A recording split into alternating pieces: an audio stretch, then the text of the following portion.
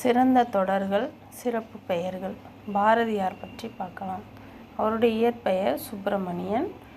ஊர் எட்டயபுரம், தூத்துக்குடி மாவட்டத்தை சார்ந்தவர். இது எல்லாமே நம்ம ரிவிஷனுக்கு உங்களுக்கு யூஸ்ஃபுல்லாக இருக்கும். ஸ்கிப் பண்ணாமல் பாருங்கள். பெற்றோர் சின்னசாமி லக்குமி அம்மையார். அவருடைய காலம் 11/12/1882 முதல் 11/9/1921 வரை 39 வயது வரை வாழ்ந்தார். அவருடைய மனைவி செல்லம்மாள். அவர் இயற்றிய நூல்கள், பாரதியார் இயற்றிய நூல்கள் புதிய ஆத்திச்சூடி, அச்சம் தவிர், பாஞ்சாலி சபதம், குயில் பாட்டு, பாப்பா பாட்டு, தமிழ்தாய், சுதேச கீதங்கள், பாரத நாடு, செந்தமிழ் நாடு, முருகன் பாட்டு, விநாயகர் நான்மணி மாலை, கண்ணன் பாட்டு, ஞானரதம், சந்திரிகையின் கதை, தராசு, 1/6, நவதந்திர கதைகள், திருக்குறளுக்கு உரை, இவையெல்லாம் பாரதியார் இயற்றிய நூல்கள். அடுத்தது உரைநடை நூல்கள். பாரதியார் இயற்றிய உரைநடை நூல்கள் என்னென்னு பார்த்தோம்னா, திண்டிய சாஸ்திரி, சொன்னகுமாரி, இது இரண்டுமே உரைநடை நூல்கள். பாரதியாருடைய உரைநடை நூல்கள் எதுன்னா திண்டிம சாஸ்திரி, சொன்னகுமாரி.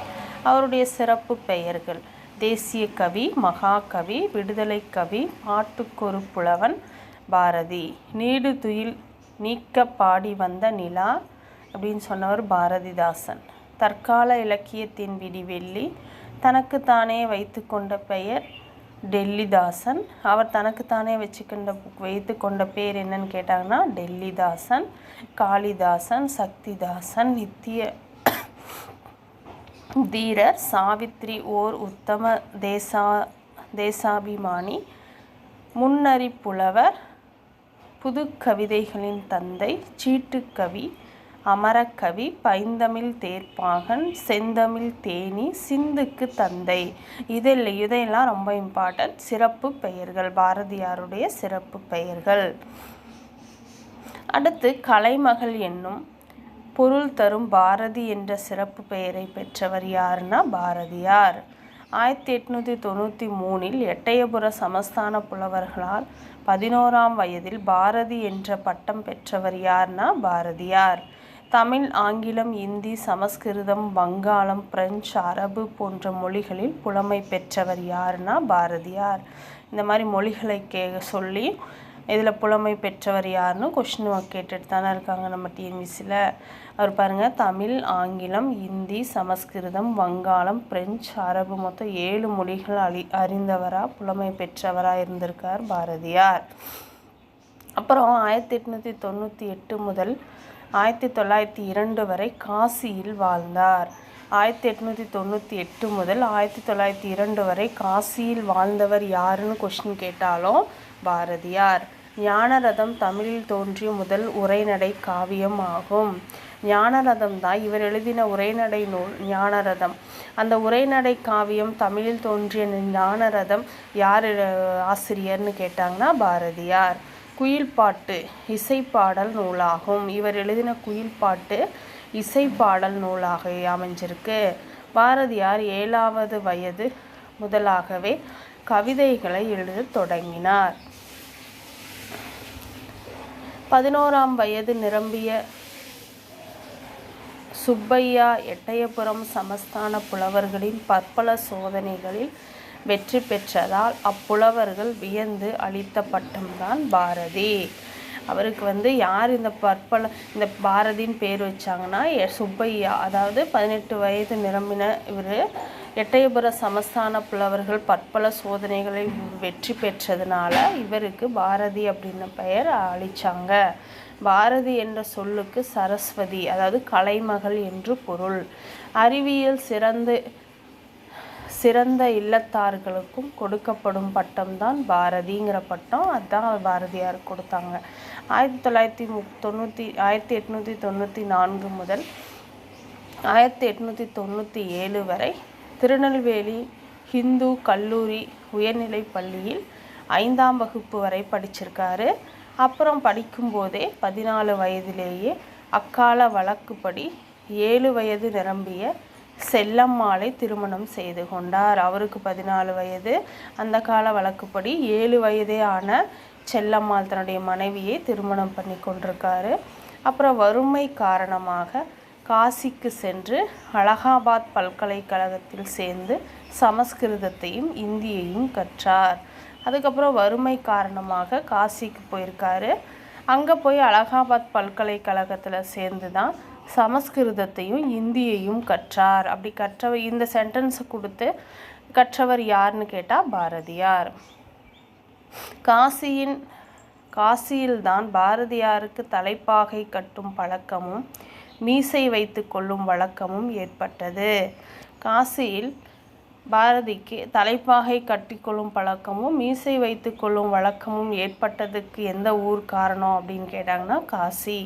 பின் எட்டயபுரம் மன்னனின் அழைப்பை ஏற்று சில காலம் அரண்மனை கவிஞராகவும் பணியாற்றியிருக்கார். யாருடைய அழைப்பை ஏற்றுனா எட்டயபுரம் மன்னரின் அழைப்பை ஏற்று அரண்மனை கவிஞராகவும் பாரதியார் பணியாற்றியிருக்காரு. அப்பொழுதுதான் மதுரையில் இருந்து வெளிவந்து கொண்டிருந்தே விவேக பானு என்ற பத்திரிகையின் மதுரையிலிருந்து வெளிவந்து கொண்டிருந்த விவேக பானு என்ற பத்திரிகையில் இவரது முதல் பாடல் தனிமை இரக்கம் அச்சாகி வெளியிடப்பட்டது. பாரதியாரின் முதல் பாடல் தனிமை இரக்கம். இது எந்த இதழில் அச்சாகி வெளியிடப்பட்டதுன்னு கேட்டாங்கன்னா விவேக பானு. இது மதுரையிலிருந்து வெளிவந்த பத்திரிகை. அப்புறம் 1904 மதுரையில் உள்ள சேதுபதி உயர்நிலைப் பள்ளியில் ஆசிரியராக 2 மாதங்கள் பணியாற்றியவர் யாருன்னா பாரதியார். நவம்பர் 1904 சென்னையிலிருந்து வெளிவரும் சுதேசிமித்திரன் பத்திரிகைக்கு உதவி ஆசிரியரானார் பாரதியார். பின்பு சக்கரவர்த்தி பத்திரிகையின் ஆசிரியராகவும் ஆனார். 1905 முதல் பாரதியார் அரசியலில் தீவிரமாக ஈடுபட்டார். அப்புறம் 1906 அடுத்த வருஷத்தில் சென்னையில் இருந்து இந்தியா என்ற வார பத்திரிகை துவங்கி தனது அரசியல் கருத்துக்களை மக்களிடையே பரப்பினார். அப்படி பரப்பினவர் யாருன்னு கேட்டாலும் பாரதியார். கப்பலோட்டிய தமிழன் வ.உ.சியுடன் பாரதிக்கு நெருங்கிய தொடர்பு ஏற்பட்டுச்சு. சகோதரி நிவேதிதாவை சந்தித்த பாரதி அவரையே தனது ஞான குருவாக ஏற்றுக்கொண்டார். பாரதியின் ஞான குரு யாருன்னு கேட்டாங்கன்னா சகோதரி நிவேதிதா. 1907 சூரத் பிளவுக்கு பின் காங்கிரஸ் தீவிரவாதிகளுக்கும் மிதவாதிகளுக்கும் இடையே கருத்து வேறுபாட்டில் திலகர் தலைமையிலான தீவிரவாதிகள் பக்கம் நின்று பாரதி பணியாற்றினார். இந்த சென்டென்ஸை கொடுத்து திலகர் தலைமையிலான தீவிரவாதிகள் பக்கம் நின்று பணியாற்றியவர் யாருன்னு கேட்டாங்கன்னா பாரதியார். திலகர், லாலா லஜபதி ராய், அரவிந்தர் முதலியோரை பாரதி சந்திச்சிருக்காரு. அப்புறம் 1908 கிருஷ்ணசாமி ஐயர் என்பவர் வெளியிட்ட சுதேசி கீதங்கள் என்ற தலைப்பில் கவிதை தொகுப்பை ஒன்று பாரதியார் வெளியிட்டார். எந்த இதழில்? கிருஷ்ணசாமி ஐயர் என்பவர் வெளியிட்ட சுதேசி கீதங்கள் என்ற தலைப்பில் கவிதை தொகுப்பையும் பாரதியார் வெளியிட்டார். இந்தியா பத்திரிகையில் வெளிவந்த ஆட்சேபகரமான கட்டுரைகள் காரணமாக இந்தியா பத்திரிகையின் சட்ட ரீதியான ஆசிரியர் கைது செய்யப்பட்டு பாரதியார் மீது வாரண்ட் போடப்பட்டுச்சு. அப்புறமா பாரதியார் தலைமறைவானார். புதுச்சேரியில் தான் அவர் தலைமறைவாக வாழ்ந்தார். அப்புறம் 1910 இந்தியா பத்திரிகை தடை செய்யப்பட்டது. 1917 பரளி சு. நெல்லையப்ப அவர்கள் கண்ணன் பாட்டு முதற்பதிப்பை சென்னையில் வெளியிட்டார். 1917 பரளி சு. நெல்லையப்பர் அவர்கள் கண்ணன் பாட்டு முதற்பதிப்பை சென்னையில் வெளியிட்டார். பாரதியாருடைய கண்ணன் பாட்டுடைய முதல் பதிப்பை சென்னையில் வெளியிட்டவர் யார்னா சு. நெல்லையப்பர் 1917ஆம் ஆண்டு. அடுத்து புதுச்சேரி வாழ்க்கையில் ஏற்பட்ட சலிப்பு உணர்வால் பாரதியார் 1918 அங்கிருந்து வெளியேறினார். எனினும் கடலூருக்கு அருகே கைது செய்யப்பட்டு 34 நாட்கள் சிறைவாசத்திற்கு பின் விடுதலை செய்யப்பட்டார். அவர் அங்கிருந்து வெளியேறின போது கடலூருக்கு அருகில் தான் பாரதியார் கைது செய்யப்பட்டிருக்காரு. எத்தனை நாட்கள் சிறைவாசத்தில் இருந்து விடுதலை ஆனார்னு கேட்டாங்கன்னா 34 நாட்கள். அப்புறம் 1918 முதல் 1920 வரை கடையத்தில் வாழ்ந்தார். பின் சென்னை வந்தார். சென்னையில் ராஜாஜி அவர்கள் வீட்டில் மகாத்மா காந்தியை சந்தித்தார். அப்புறம் 1920 மீண்டும் சுதேசி மித்திரனுக்கு உதவி ஆசிரியராய் ஆனார். அப்புறம் திருவல்லிக்கேணியில் கோயில் யானை ஒன்றினால் தூக்கி எறியப்பட்டு அதிர்ச்சியுற்று நோய்வாய்ப்பட்ட பாரதியார் 1921 செப்டம்பர் 11 தமது 39ஆம் வயதில் உலக வாழ்வில் இருந்து விடுதலை பெற்றார். அவருடைய பத்திரிகை பணிகள். பாரதியாருடைய பத்திரிகை பணிகள் நவம்பர் 1904 முதல் ஆகஸ்ட் 1906 வரை சுதேசி மித்திரன் என்ற நாளிதழில் உதவி ஆசிரியராக பணியாற்றியவர் பாரதியார். சக்கரவர்த்தினி என்ற மகளிர் மாத இதழை சீனிவாச்சாரியோடு இணைந்து நடத்தியவர் யாருன்னா பாரதியார். சக்கரவர்த்தினி அப்படிங்கிற இதழ் மகளிர் மாத இதழ். இவர் சுதேசி மித்திரன் பத்திரிகையில் உதவி ஆசிரியராகவும் சக்கரவர்த்தினி 1905 சக்கரவர்த்தினி பத்திரிகையில் ஆசிரியராகவும் இந்தியா வார பத்திரிகையில் ஆசிரியராகவும் பணியாற்றியவர் பாரதியார். அடுத்து சூரியோதயம், விஜயா, தர்மம் ஆகிய இதழ்களில் ஆசிரியராக பணியாற்றியவர் பாரதியார். கர்மயோகி, பாலபாரத் அல்லது யங் இந்தியா போன்ற ஆங்கில இதழ்களை நடத்தினவர் யாருன்னு கேட்டால் பாரதியார். இவர் இந்தியா, விஜயா என்ற இதழ்களை வெளியிட்டுள்ளார். பாரதி எழுதிய முதல் பாடல் விவேக பானு என்ற இதழில் 1904ஆம் ஆண்டு வெளியானது. பாரதியார் எழுதின முதல் பாடல் எந்த இதழில் வெளியானதுன்னா விவேக பானு அப்படிங்கிற இதழில் 1904ஆம் ஆண்டு வெளியானது. அப்புறம் கேலி சித்திரம் எனப்படும் கார்ட்டூன் வரையும் முறையை தமிழில் முதலில் புகுத்தியவர் யாருன்னு கேட்டாங்கன்னா பாரதியார். 20ஆம் நூற்றாண்டின் இலக்கிய வளர்ச்சிக்கு வித்திட்டவர் பாரதியார். கவிதையில் சுயசரிதை எழுதிய முதல் கவிஞர் யார்? கவிதையில் தன்னுடைய சுயசரிதை எழுதிய முதல் கவிஞர் பாரதியார். தம் பாடலுக்கு தாமே மெட்டிசைத்த முதல் கவிஞர் பாரதியார். எட்டயபுர அரசவை கவிஞராக பணியாற்றியவர் யாருன்னா பாரதியார்.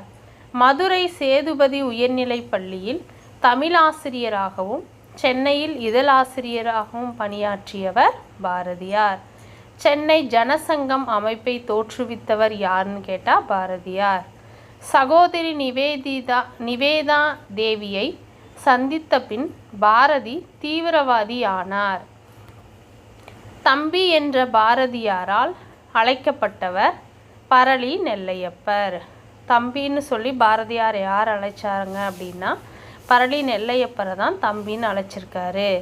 பாரதியார் ஓர் அவதார புருஷர்.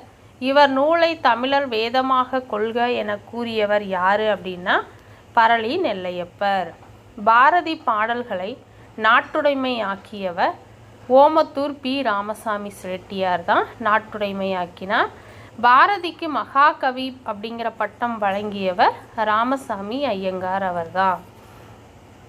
அடுத்து பாரதியின் படத்தை முதலில் வரைந்தவர் யார் அப்படின்னா பாஷ்யம். பாரதியாரின் பாடல்களை முதலில் வெளியிட்டவர் கிருஷ்ணசாமி ஐயர். பாரதியை நினைத்துவிட்டால் சுதந்திரத்தின் தாகம் சுருக்கென்று ஏறும் என கூறியவர் நாமக்கல் கவிஞர். தமிழுக்கு தொண்டு செய்வோன் சாவதில்லை, தமிழ் தொண்டன் பாரதிதாசன் செத்ததுண்டோ என கூறியவர் யாருன்னா பாரதிதாசன். தமிழுக்கு வளம் சேர்க்கும் இலக்கியங்களை படைத்தவர் பாரதியார். பாரதியார் கீதையை மொழிபெயர்த்துள்ளார். கீதையை தமிழில் மொழிபெயர்த்தவர் யாருன்னா பாரதியார். இந்த கொஸ்டின் கூட ஒரு டைம் டிஎன்பிஎஸ்சியில் கேட்டிருக்காங்க. அடுத்து பாரதியாரின் முப்பெரும் காவியங்கள் கண்ணன் பாட்டு, குயில் பாட்டு, பாஞ்சாலி சபதம். அடுத்து அவருடைய சிறப்புகள். பாரதியாரின் சிறப்புகள்: காடு மலை, காடு கமல வந்த கற்பூர சொற்கோ என்று பாரதியாரை புகழ்ந்து பாடியவர் யாருன்னா பாரதிதாசன். நீடுதுயில் நீக்க பாடி வந்த நிலா என்று பாரதியாரை பாரதிதாசன் தான் பாராட்டியுள்ளார். தமிழ்நாட்டில் தமிழ் புலவன் ஒருவன் இல்லை என வசை நீங்க தோன்றியவர் பாரதி என்று கூறியவர் பாரதிதாசன். கற்பனை ஊற்றாங் கவிதையின் புதையில் திறம்பட வந்த மறவன் அறம்பாட வந்த அறிஞன் என்னவென்று சொல்வேன் என்னவென்று சொல்வேன் தமிழால் பாரதி தகுதி பெற்றதும் தமிழ் பாரதியால் தகுதி பெற்றதும் என பாரதியை கூறியவர் யாருன்னா பாரதிதாசன். அமெரிக்க கவிஞர் வால்ட் விட்மன் கலீல் கிப்ரான் சாயலில் பாரதியார் வசன கவிதை எழுதினார். இந்த கொஸ்டினும் டிஎன்பிஎஸ்சியில் கேட்டிருக்காங்க. பாரதியார் யாருடைய சாயலில் வசன கவிதை எழுதினார் அப்படின்னு. கவிஞர் வால்ட் விட்மன் கலீல் கிப்ரான் தான். பண்டிதர்களில் கரடுமுரடான நடையில் தேங்கி கிடந்த தமிழை பலரும் படித்தறியும் வகையில் இனிய பாக்களாக வடித்து உலவ விட்டவர் யாருன்னா பாரதியார். தமிழ் மொழி பரவிட விளைந்த தமிழ் பாவலர் பாரதியார். தெருவெல்லாம் தமிழ் முழக்கம் செழிக்கச் செய்தவர். தேமதுர தமிழோசை உலகமெல்லாம் பரவுதல் வகை செய்ய வேண்டும் என்றவர் யாருன்னா பாரதியார். ஆன்மீக விடுதலை, பெண் விடுதலை, சமுதாய விடுதலை முதலியவற்றை உள்ளடக்கிய நாட்டு விடுதலையை விளைந்த கவிஞர் யாருன்னா பாரதியார். குயில் பாட்டு இசையின் பெருமையை சொல்லும் நூல். குயில் பாட்டு பாரதியாருடைய இசையின் பெருமையை சொல்லும் நூலாக இருக்குது. பாஞ்சாலி சபதம் வியாசர் எழுதிய மகாபாரதத்தை அடிப்படையாக கொண்டது தான் பாஞ்சாலி சபதம். கட்டுரை மற்றும் கருத்து படங்களை ஆங்கில அரசை திணறச் செய்தவர் யார் அப்படின்னாங்கன்னா பாரதியார். தமிழுக்குரிய வரலாற்றில் ஒரு புதிய பகுதி பாரதியோடு தொடங்குகிறது. உலகம் நிரம்பி இருப்பது இசையால் என்றவர் யாருன்னா பாரதியார். இலக்கிய மறுமலர்ச்சியின் காலம் பாரதியார் காலம் ஆகும். இலக்கிய மறுமலர்ச்சியின் காலம் எதுன்னு கேட்டாங்கன்னா பாரதியார் காலம்தான். மறுமலர்ச்சி பாடல்களின் முன்னோடி மானுடம் பாடும் நெறியே ஆகும்னு சொல்லியிருக்காரு. நாடு, மொழி, இறை, பெண்மை முதலிய தலைப்புகளில் பாடல்களை இயற்றியவர் பாரதியார். நமக்கு தொழில் கவிதை, நாட்டிற்கு உழைத்தல், இமைப்பொழுதும் சேராதிருத்தல் என்றவர் யாருன்னா பாரதியார். அடுத்து பாரதியார் உரிமை காப்பியமாக வடித்தது பாஞ்சாலி சபதம். ஜாதி வேரை முளையிலேயே கிள்ளி எய்திட விரும்பியவர் யாருன்னா பாரதியார். பாரதி சங்கத்தை தோற்றுவித்தவர் கல்கி. பாரதி சங்கத்தை தோற்றுவித்தார் அவருடைய பெயரால் யாருன்னு கேட்டாங்கன்னா கல்கி அவர்கள். வீவர்ஸ், இந்த வீடியோ உங்களுக்கு பிரயோஜனமாக இருக்கும்னு நினைக்கிறேன். அடுத்த முக்கியமான சிலபஸ் வைஸ் டாபிக் பார்க்கலாம். நன்றி, வணக்கம்.